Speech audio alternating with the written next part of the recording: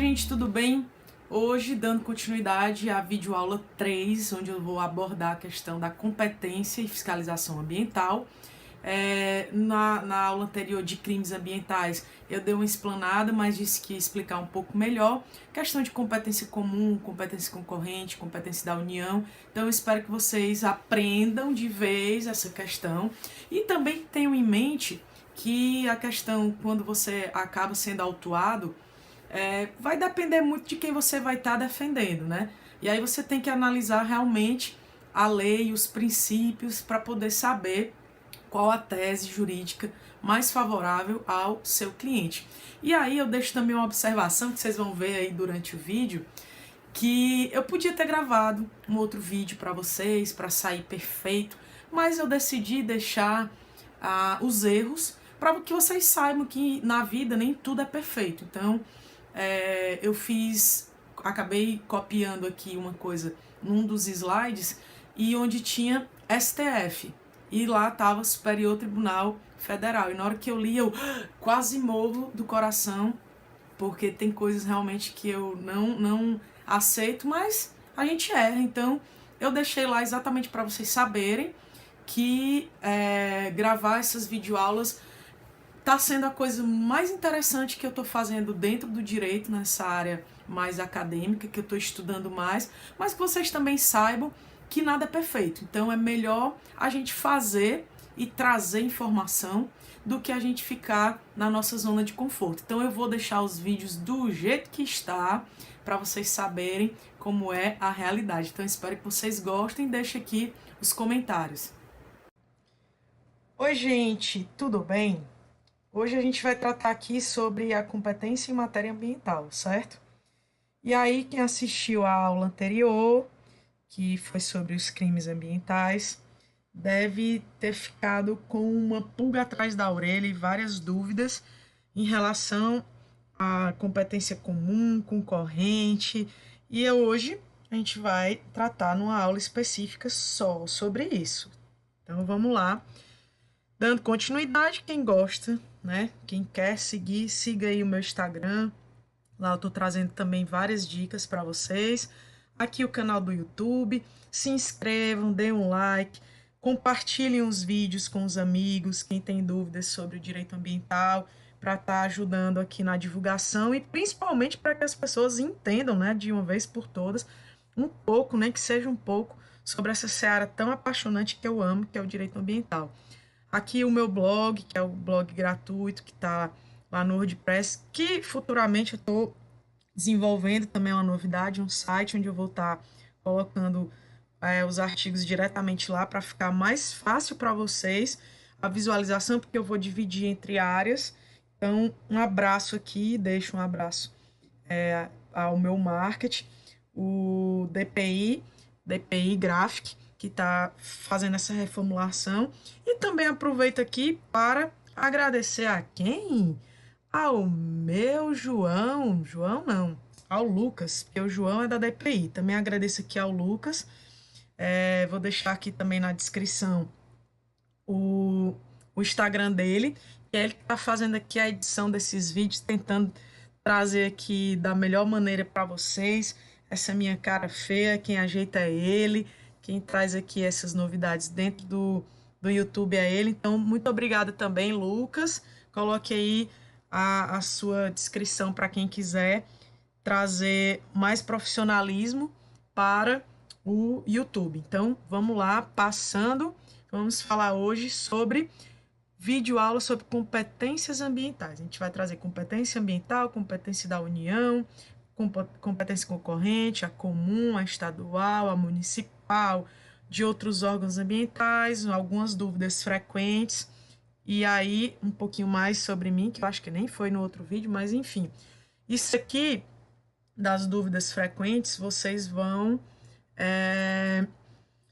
ter alguma, vai melhorar um pouquinho o entendimento de vocês. Depois que vocês entenderem cada competência, nas dúvidas eu trago um caso específico para vocês conseguirem compreender de forma mais fácil, tá? Então vamos lá, o que é competência ambiental? Quem lembra da videoaula anterior? A gente falou sobre os crimes ambientais, né? Então, A gente possui, como vocês já devem saber, que eu expliquei bem direitinho, que a gente tem 3 esferas executivas em relação aos crimes ambientais e também em relação à parte das licenças e da fiscalização. Essa é a esfera federal, estadual e a municipal. Cada esfera executiva determina, dentro da sua competência, quais serão os órgãos responsáveis pelo planejamento e execução de políticas necessárias ao desenvolvimento sustentável. Então, vamos lá para a competência da União. Compete privativamente à União legislar sobre o artigo 22 da Constituição Federal, o artigo 170, inciso 6, e o 225 da Constituição Federal, que eu oriento vocês a darem uma olhada para entenderem melhor. Então, vamos lá, observação. Mesmo tendo sido empregado o termo privativamente, no artigo 22 da Carta Magna, a União pode autorizar os estados para esses legislarem sobre matérias específicas, desde que definidas por lei complementar. Então, vocês já estão vendo aí que vamos ter que entender muito sobre constitucional e administrativo, né? É isso aí, para poder entender sobre a ambiental, vocês vão ter que estudar um pouquinho mais sobre outras esferas do direito. Então, na competência comum, a atuação dos entes é conjunta, sem que o exercício de uma venha a excluir a de outra. Então, é possível afirmar que todos os entes da federação, União, Estados, Distrito Federal e municípios, podem atuar em um mesmo nível, sem que haja supremacia de um em detrimento de outro. Vamos lá para a competência concorrente. Compete à União, aos Estados e ao Distrito Federal legislar concorrentemente. Aí vocês vão olhar o artigo 24 da Constituição Federal. Estabelece que a competência recai para a União, Estados e Distrito Federal nos casos afetos a florestas, pesca, fauna, conservação da natureza, caça, defesa do solo e dos recursos naturais, proteção do meio ambiente e controle da poluição, isso aqui está no inciso 6º do artigo 24, proteção ao patrimônio histórico, cultural, artístico, turístico e paisagístico. Tá vendo como é que entra aqui o direito urbanístico? Entra aqui. E também tem o direito cultural e histórico, que vocês deveriam também ler um pouquinho sobre isso. Responsabilidade por dano ao meio ambiente, ao consumidor, tá vendo aqui? A bens e direitos de valor artístico, estético, histórico, turístico e paisagístico. Lendo aqui isso aqui para vocês, eu lembrei de dar uma informação importante. Muita gente me pergunta, Lorena, o que é que eu poderia escrever de monografia ou de tese sobre o direito ambiental? Deem uma olhada aí na questão do patrimônio histórico, cultural e artístico, a questão turística e paisagística, que é uma área que não é tão explorada nos temas de monografia, mas é uma área que daria um ótimo artigo científico. Então, também, tia Lorena é cultura e deixa aqui essa dica para vocês. Assim, quem possui a competência de legislar sobre as normas gerais e estabelecer os princípios fundamentais é a União. Deste modo, os estados e o Distrito Federal não podem invadir a competência, que neste caso é da União. Então, vamos lá falar sobre a competência comum e a Lei Complementar 140 de 2011. É competência comum da União, dos Estados, do Distrito Federal e dos municípios. Aí o artigo 23 da Constituição Federal, parágrafo único, vem: leis complementares fixarão normas para a cooperação entre a União e os Estados, o Distrito Federal e os municípios, tendo em vista o equilíbrio do desenvolvimento e do bem-estar em âmbito nacional. Aí foi que deu origem a essa Lei Complementar 140 de 2011, que ela é bem complexa e também traz muitos estudos acerca dela, porque ela veio assim para dar uma balançada. Então, eu até tenho um artigo sobre isso, se vocês quiserem ler, tá lá no meu blog, só vocês procurarem, ou eu deixo aqui na descrição para vocês, para ficar melhor. Enfim, artigo 3º da Lei Complementar 140 de 2011. Constituem objetivos fundamentais da União, dos Estados, do Distrito Federal e dos municípios no exercício da competência comum a que se refere esta lei complementar. Inciso 1º, proteger, defender e conservar o meio ambiente ecologicamente equilibrado promovendo gestão descentralizada, democrática e eficiente. Assim, os entes devem desenvolver os objetivos para que garantam um desenvolvimento equilibrado para um meio ambiente preservado. Então, vamos agora analisar a competência estadual. Os estados não têm competência exclusiva, possuem apenas competência suplementar. Informação importante. Artigo 23 e 24 da Constituição Federal. Tem uma lida e aí traz aqui. A União pode apenas estabelecer normas gerais sobre os casos estabelecidos no artigo 24, enquanto que os estados devem estabelecer aspectos minuciosos sobre os assuntos. Então, isso aqui é meio complexo, mas a gente está tentando desmistificar. E aí lá no final dá para entender um pouquinho melhor. Os estados, eles não estão diretamente vinculados a uma norma específica, descrita na Constituição, mas deixa que cada estado possa criar suas próprias leis ou normas de proteção ao meio ambiente, apenas observando a norma geral estabelecida pela União. E aqui, gente, fica uma observação. Aqui no Ceará teve, acho que no final do ano, teve a questão de uma lei complementar para mudar algumas coisas na questão da fiscalização da SEMAS e até a OAB, que eu faço parte da Comissão de Direito Ambiental, a gente estava fazendo reuniões para poder fazer um parecer e entregar, porque exatamente sobre essa questão das competências, né? De quem é que poderia realmente legislar sobre aquela situação específica, e ainda está em trâmite no COEMA, que é um órgão específico também aqui, mas trago para vocês informações disso mais à frente, para vocês entenderem só nessa questão de quem é que pode fiscalizar, quem é que pode legislar também, né? Abrindo aí a questão do nicho ambiental, abre-se um nicho para você, quem sabe, ser um procurador aí do município, se não tiver que precisar fazer concurso, né? Ou na área técnica, se puder fazer, ou enfim, se tiver que fazer concurso, para você entender sobre a questão das legislações e auxiliar, quem sabe, os procuradores. Mas vamos voltar aqui. Cabe aos estados legislarem sobre todos os assuntos em matéria ambiental que não forem de atribuição da União ou dos municípios, ou vedadas pela Constituição. E aí a gente passa para a competência municipal. Compete legislar sobre assuntos de interesse local, suplementar a legislação federal e estadual, nos termos que couber e promover um adequado ordenamento territorial, mediante o planejamento e controle de uso, do parcelamento da ocupação do solo urbano, além de promover a proteção do patrimônio histórico-cultural local, observando a legislação federal e estadual. Aí vocês veem aqui, mediante o planejamento e controle de uso, parcelamento da ocupação do solo. Eu já tive alguns casos, que eu acabei tendo que fazer defesas de pessoas que acabam construindo aqui dentro mesmo de Fortaleza. Vamos pôr um exemplo, um prédio comercial ou um prédio residencial. E aí, acha que não tem que seguir as leis urbanísticas e o código de cidade e acaba construindo sem a metragem obrigatória, que é aquele 1,5 m da calçada, e tem os recuos, que tem aí na legislação, que caberia talvez quem sabe uma videoaula sobre isso, mas enfim, as pessoas acabam construindo de qualquer forma, e aí quando vai a fiscalização lá da prefeitura, que seria a questão municipal, vai e olha exatamente essa questão do parcelamento e da ocupação do solo urbano.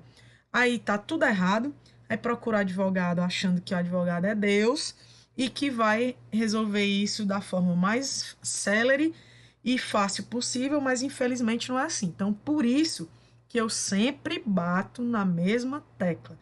Quando você for procurar um advogado, ou uma advogada, uma consultoria, uma assessoria jurídica ambiental, nesse sentido de construções, procure de forma preventiva, para a gente fazer o plano, entendeu? Para quê? Para que você vá já dentro do que a legislação exige dentro daquela sua atividade, para que você depois não venha receber várias autuações e aí venha correndo atrás do advogado para que a gente seja o Superman ou a Mulher Maravilha e a gente consiga em um mês resolver o seu problema. Desculpe, mas não vai. Então, prefiram, né, sempre promover a questão preventiva. Mas vamos lá. Competência para legislar sobre os assuntos de interesse local e para suplementar a legislação federal e estadual. Isso aí é a competência municipal. Artigo 30 da Constituição Federal. E aí eu trago aqui um julgado do STJ, do STF, desculpa, que eu achei importante para vocês entenderem um pouquinho melhor. O Superior Tribunal, eita, meu Deus, errei feio aqui, hein? O Supremo Tribunal Federal, isso aqui, desculpe, gente, é a constância de sempre abrir o STJ para pegar os julgados, mas até eu tô com vergonha, mas enfim, desculpem a tia, né, porque enfim, acontece.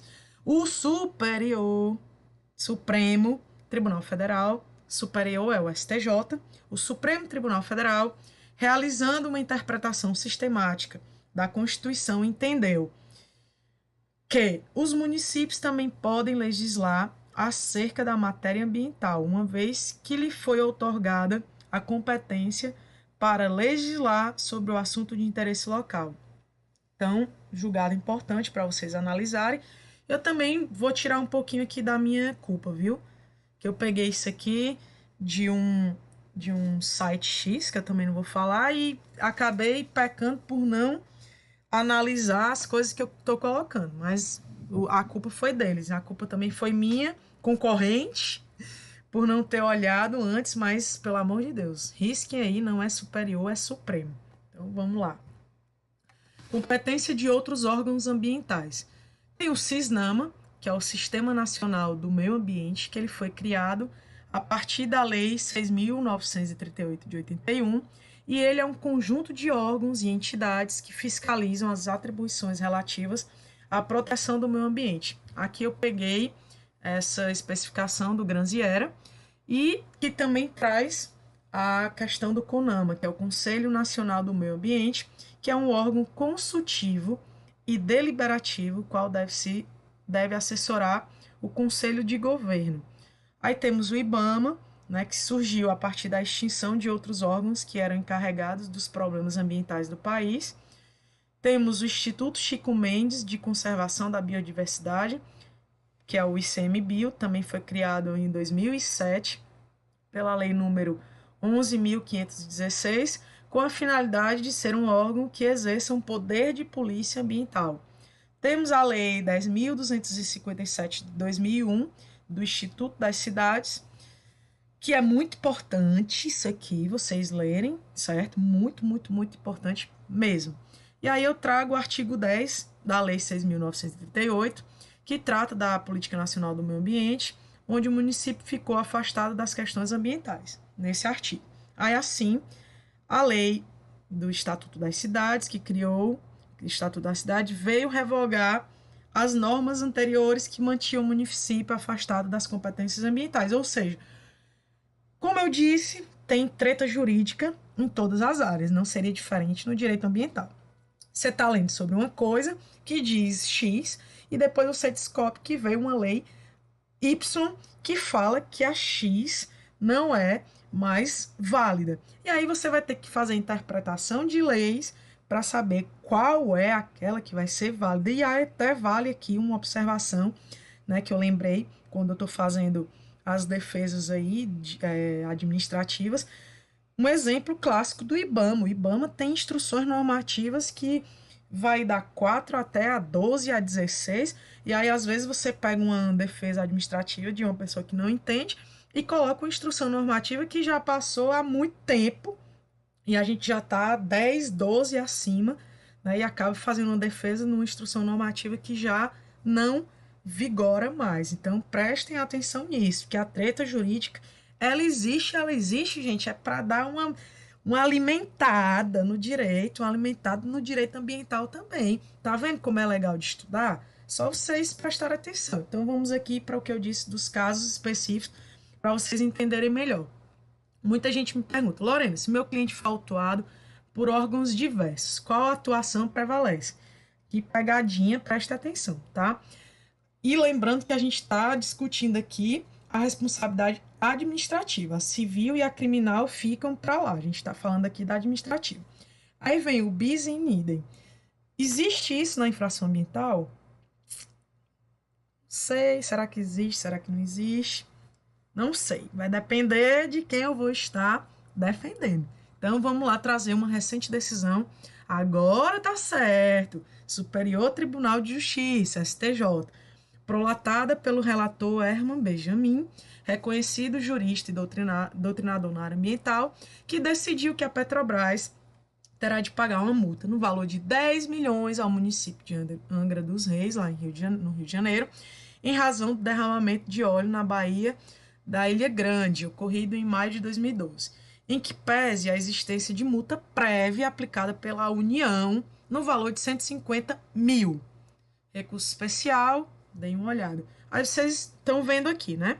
Que teve uma multa na esfera municipal e que teve uma multa na esfera, né, da União. Então, federal, qual é que deve prevalecer nisso aqui? A gente vai destrinchando aqui para vocês entenderem. Segundo o entendimento do STJ, uma sanção imposta pelos estados, municípios ou Distrito Federal poderá substituir a multa imposta pela União em relação ao mesmo fato, mas, ao contrário, a multa imposta pela União não impossibilitaria a imposição de uma nova multa por outro ente federativo, neste caso, o município. Então, aqui ele diz que pode. Todavia, vamos lá para a lei complementar. O artigo 17 da Lei Complementar 140 de 2011 trouxe segurança jurídica ao sistema licenciatório, ao definir expressamente que os órgãos autuadores, isto é, aquele que poderá multar e autuar o infrator, será aquele competente para licenciar a atividade. Ou seja, se a minha, aqui pelo que diz o artigo 17 dessa lei complementar, se eu tenho uma empresa que ela é licenciada apenas pelo órgão estadual, no caso aqui a SEMASSE, e eu recebo uma multa do IBAMA ou do ICMBio, dependendo de onde eu esteja, e recebo uma auto de infração da SEMASSE pelo mesmo fato. Aqui o artigo 17 diz que quem pode atuar e multar seria, no caso, a SEMASSE, porque é onde está o órgão licenciador da minha atividade. Onde diz aqui, artigo 17, compete ao órgão responsável pelo licenciamento ou autorização, conforme o caso, de um empreendimento ou atividade, lavrar auto de infração ambiental e instaurar o processo administrativo para apuração de infrações à legislação ambiental cometidas pelo empreendimento ou atividade licenciada ou autorizada. Fixe nisso aqui do que está falando a lei complementar, mas vamos passar aqui para outra. Aquele que poderá multar e autuar um infrator será aquele competente para licenciar a atividade. Isso é o que diz a lei complementar que vocês acabaram de ver, né? Então, se o empreendimento possui licença da União, Estado e município, poderá ser autuado pelos 3 entes, né? Se eu tenho 3 órgãos que eu tive que pedir a licença de operação dos 3 órgãos, porque uma parte está numa APP que eu consegui, aí na unidade de conservação eu consegui o plano de manejo, e dentro do meu plano de manejo eu consegui que eu colocasse um pedacinho lá de uma atividade específica. Então, vai ser na esfera de quem? Do ICMBio? Ok. Mas eu tenho também uma parte do meu empreendimento que está dentro de uma APA, mas que a SEMASSE me liberou esta construção. Ok, consegui. Então, aqui já é outra esfera, a estadual. Aí, então, se eu for analisar aqui o caso concreto do que eu estou falando, o empreendimento lá em Jericoacoara, né, que eu não vou citar o nome, mas eu acho que muita gente deve ter ido atrás de saber sobre isso, mas enfim, eles foram autuados por 2 entes diversos. ICMBio, por quê?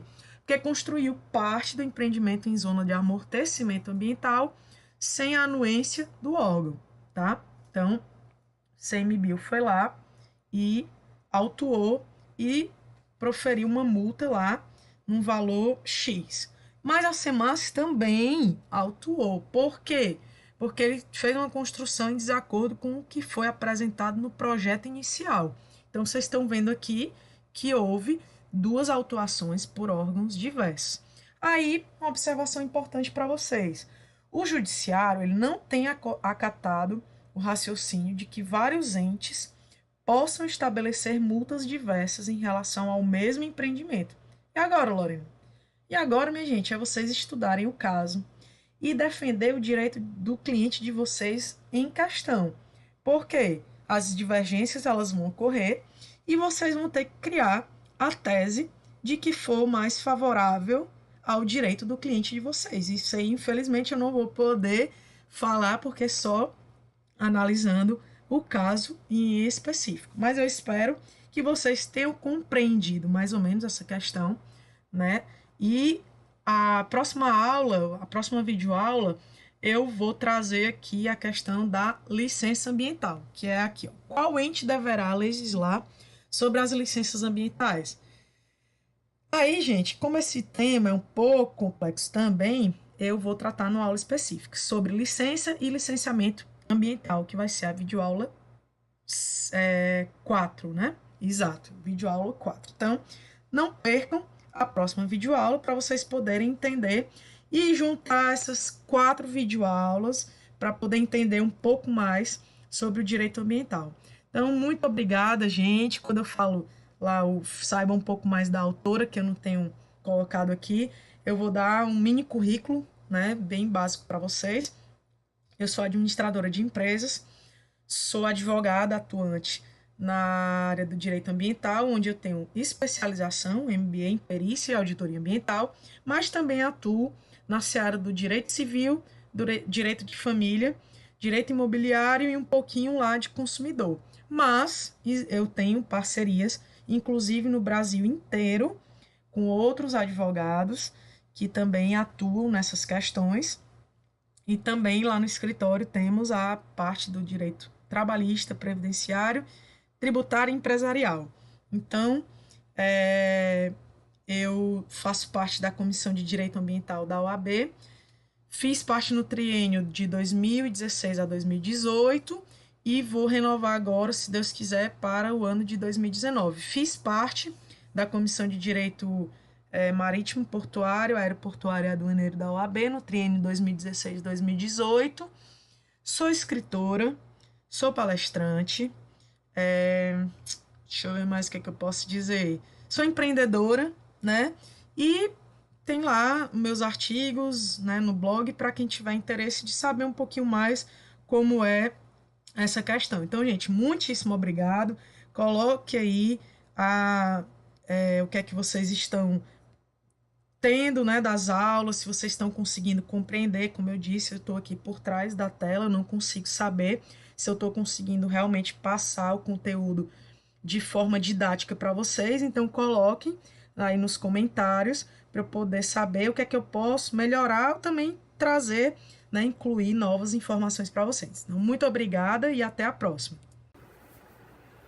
E aí, pessoal, gostaram da videoaula de hoje? Realmente tentei trazer para vocês o mais mastigado possível essa questão das competências. Trouxe também aí alguns pontos importantes para a gente estar analisando.